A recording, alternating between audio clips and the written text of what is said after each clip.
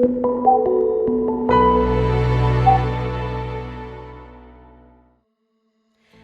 and welcome everyone. I'm so glad that you're here with me today.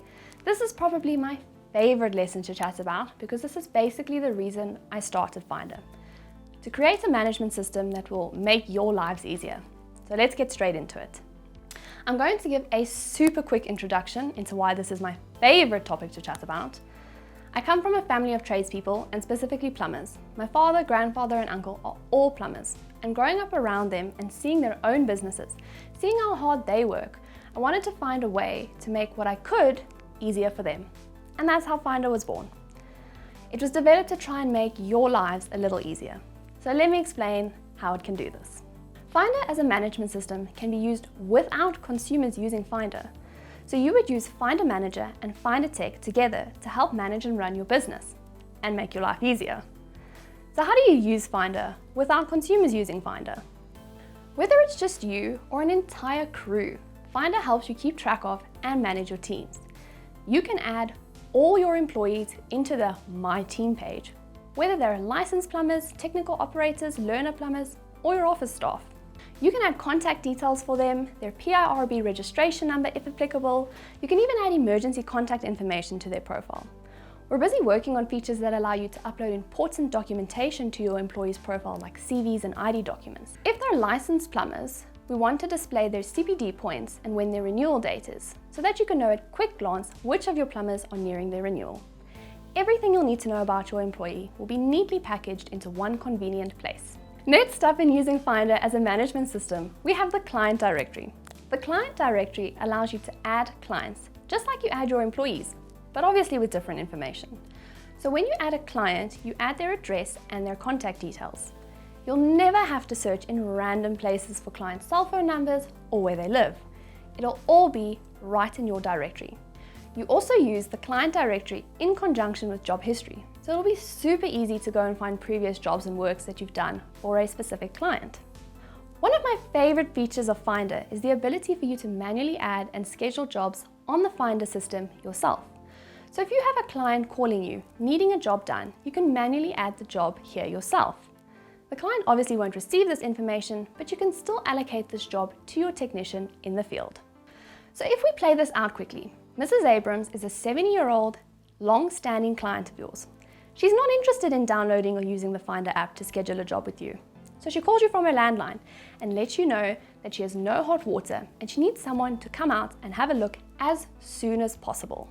You then click on the Add Job button, and from the client drop-down, you select Mrs. Abrahams because you've already added her into your client directory. This automatically pulls through her address and adds it to the Location tab. You select the first problem category as hot water and the second category as no hot water. She asks you to come as soon as possible, so you schedule the date and time for later today. She let you know that there were weird sounds coming from the geyser, so you add that into your additional information. You then save this job. This job goes into your upcoming jobs, along with any other jobs you've manually added or jobs you've received from the Findar app. You notice that your technician Rendani is busy with a job that's only 5 kilometers away from Mrs. Abrams' house, so you allocate the job to him. Rendani gets a notification on his phone that he has been allocated to Mrs. Abrams' job.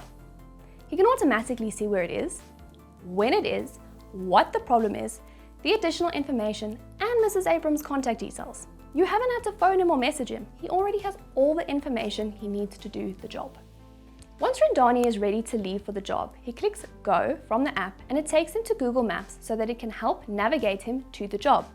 It's here where you can track Rendani to see how far he is from Mrs. Abrams.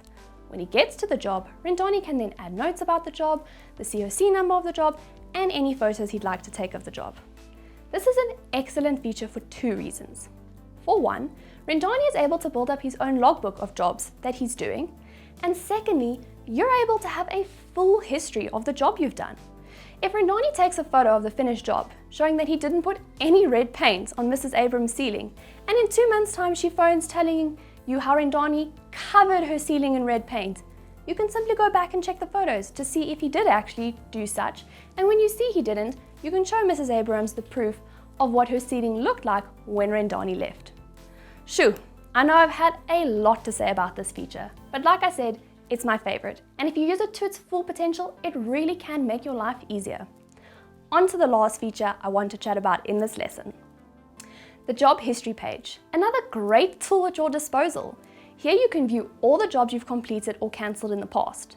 So like I explained in the previous slide, if you need to go and check and see what happened in a job in the past, you simply go to the job history tab, search for it, and all the information pertaining to that job will be right there in a neat little package. Righto, thanks so much for sticking with me through this lesson. I hope you learned something. As always, you're more than welcome to contact the Findar team at support@findar.co.za for any more assistance. We're always happy to help. See you in the next one.